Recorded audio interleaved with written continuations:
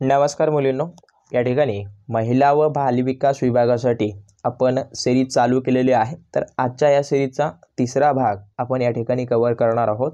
त्या अगोदर ज्या विद्यार्थिनींनी या ठिकाणी या पदाला अर्ज वगैरे केला असेल तर सर्वात जास्त तुम्हाला स्कोरिंगचा सब्जेक्ट कोणता ठरणार आहे तो म्हणजे गणित आणि बुद्धिमत्तेचा। तर तो तुम्ही व्यवस्थित कव्हर करा। आणि आपल्याला तुमच्यासाठी एक बिग अनाउन्समेंट आज मी करणार आहे, जे की महिला व बालविकास विभागाच्या ज्या विद्यार्थिनींनी अर्ज केलेला आहे त्यांच्यासाठी जो काही 40 मार्काचा गणित आणि बुद्धिमत्तेचा भाग आहे ते टॉपिकनुसार शॉर्ट ट्रिकनुसार या ठिकाणी आपण सोडवणार आहोत। त्याची आपण एक बॅच सुरू केलेली आहे, ज्या ठिकाणी दररोज तुमचा 1 तास लाईव्ह क्लास होणार आहे। त्याची फी अतिशय कमी म्हणजेच परवडेल अशा स्वरूपाची आहे। त्यामुळे ज्या विद्यार्थिनींना जॉईन करायचं आहे त्यांनी खाली टेक्स्ट करा। 25 तारखेपर्यंत आपली इनटेक कॅपॅसिटी किंवा प्रवेश प्रक्रिया होणार आहे। त्यानंतर तुम्हाला प्रवेश मिळणार नाही। जर तुम्ही लेट व्हिडिओ पाहत असाल तरीही तुम्हाला आम्ही काळजीपूर्वक जर तुम्ही कन्व्हेन्स वगैरे किंवा SMS टाका की मी लेट पाहिला म्हणून, तर तेव्हा तुम्हाला आम्ही ॲडमिशन वगैरे देण्याचा प्रयत्न करू। बाकी पहा, या ठिकाणी महिला व बालविकास विभागासाठी आपण 2 भाग ऑलरेडी पब्लिश केलेले आहेत। जीकेचा पहिला टाकला, त्यानंतर गणित बुद्धिमत्तेचे सुद्धा टाकले। तर आज आपण तिसरा भाग पाहणार आहोत। नवीन असाल सबस्क्राईब करून घ्या आणि ज्यांना बॅच वगैरे जॉईन करायची असेल खाली नंबर आहे, कॉन्टॅक्ट करा। पहा काय म्हणतात, भारतात अंगणवाड्यांची सुरुवात कोणत्या व्हाईसरॉयच्या काळात झाली? तर अगोदर काय होतं, किड्स गार्डन हे अस्तित्वात होतं, म्हणजेच तेव्हापासूनच अंगणवाड्यांची सुरुवात झाली असं आपणास म्हणता येईल।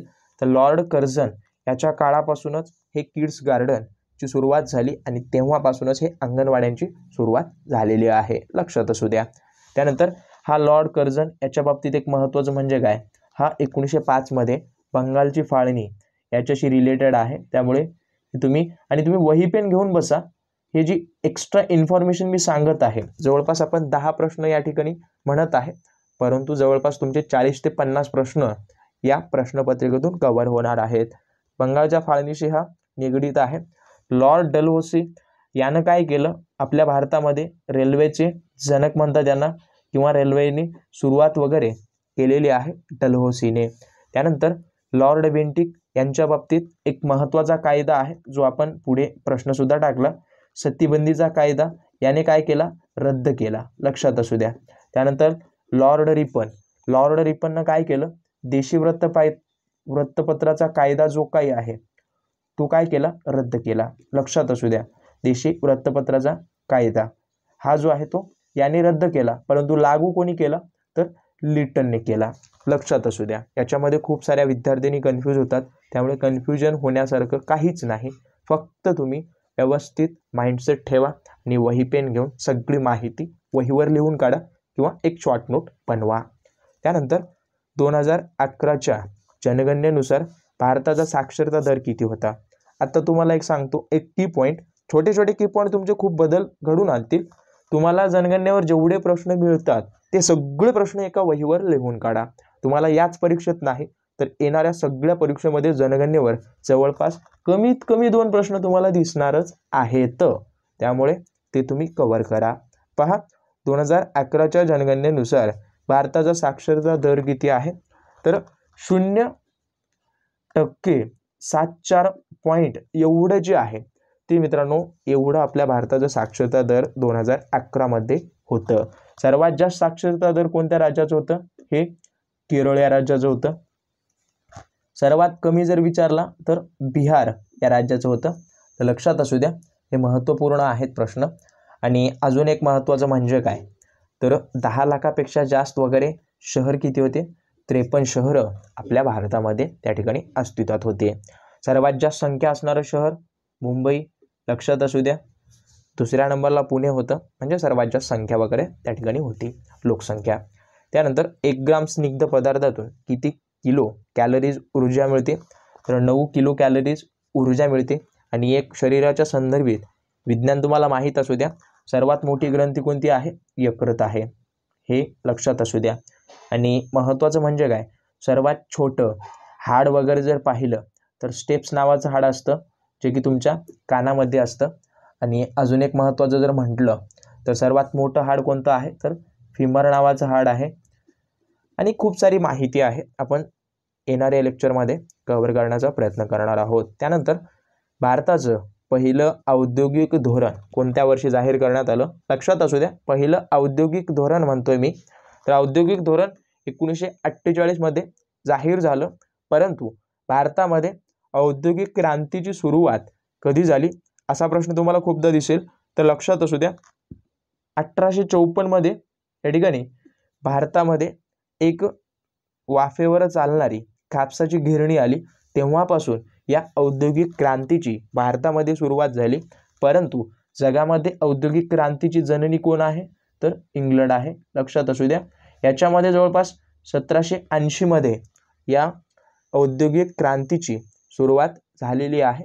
हा एक की पॉईंट आहे, लक्षात असू द्या. त्यानंतर भारतीय राज्यघटना कधी अंमलात आली? तर भारतीय राज्यघटना अंमलात एका दिवशी आली, स्वीकृती एका दिवशी केली गेली. लक्षात असू द्या, अंमलात म्हणजे काय? त्या दिवसापासून त्या देशाचा कारभार चालू करणे किंवा त्या संविधानानुसार चालणे. सर्वात महत्त्वाचं म्हणजे काय? 26 नोव्हेंबरला काय झालं? हे स्वीकार केलं संविधान सभेनं, संविधान बहाल केलं पंतप्रधानांना, यांनी स्वीकार केलं संसदेनं वगैरे. आणि त्यानंतर लागू वगैरे कधीपासून झाली म्हणजेच अंमलात कधीपासून आली? 26 जानेवारी 1950 पासून. आणि एक महत्त्वाचं की पॉईंट म्हणजे काय? तर 9 डिसेंबर 1946ला काय झालं? संविधान सभेची पहिली बैठक झालेली आहे. लक्षात असू द्या.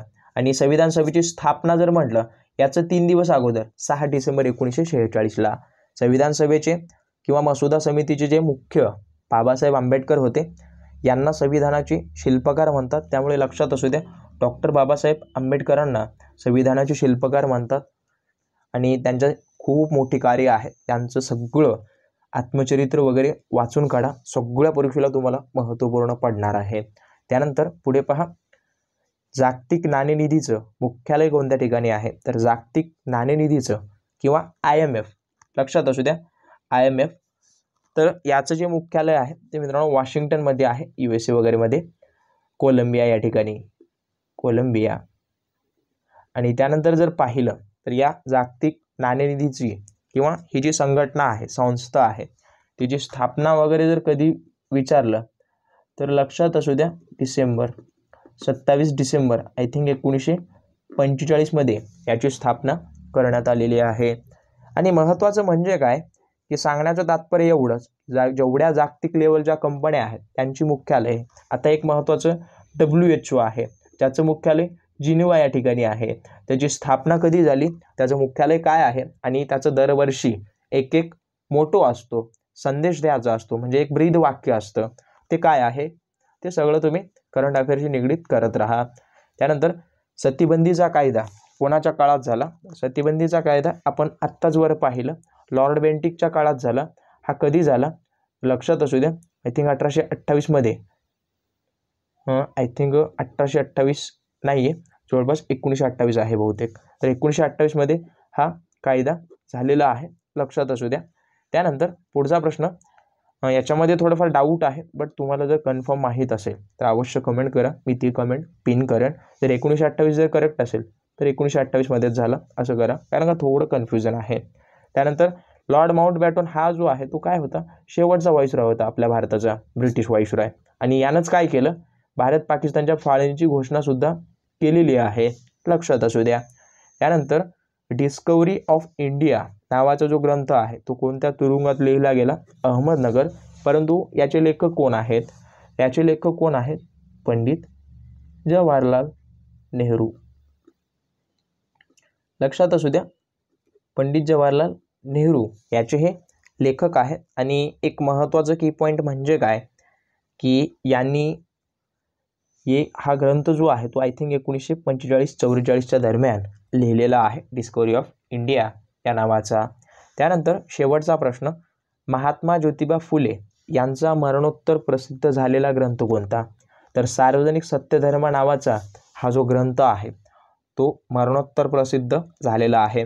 गुलामगिरी, शेतकऱ्याचा आसूड अशी महत्त्वपूर्ण ग्रंथसंपदा त्यांनी लिहिलेली आहे. आणि महत्त्वाचं म्हणजे काय, त्यांनी सत्यशोधक समाजाची स्थापना केली. यावर तुम्हाला प्रश्न 100% पाहायला मिळेल, सत्यशोधक समाज. याची स्थापना केली, कधी वगैरे केली असा प्रश्न आला, 24 सप्टेंबर 1873 मध्ये, लक्षात असू द्या. आणि त्यांच्या ज्या मिसेस होत्या कोण, सावित्रीबाई फुले, यांचं सुद्धा तुम्हाला आत्मचरित्र वगैरे करायचं आहे. त्यांच्या बाबतीत एक काव्य फुले नावाचा एक कविता संग्रह आहे, तो खूपदा परीक्षेमध्ये तुम्हाला पाहायला मिळेल. तर हे सगळी माहिती पाठ करून जा आणि परीक्षेला महत्त्वपूर्ण जे काही आहे ते सगळं स्टडी मटेरियल मी या ठिकाणी कव्हर करण्याचा प्रयत्न करत आहे. तर या प्रयत्नाला एक लाईक अवश्य करा आणि ज्यांना गणित बुद्धिमत्तेची बॅच जॉईन करायचं असेल त्यांनी कॉन्टॅक्ट करा किंवा खाली कमेंटमध्ये कळवा की मला जॉईन करायचं आहे. बाकी सगळी माहिती मी तुम्हाला प्रोव्हाइड करण्याचा प्रयत्न करेन. बाकी भेटूयात पुढच्या व्हिडिओमध्ये. पाहत राहा आपला आवडते यूट्यूब चॅनल. धन्यवाद.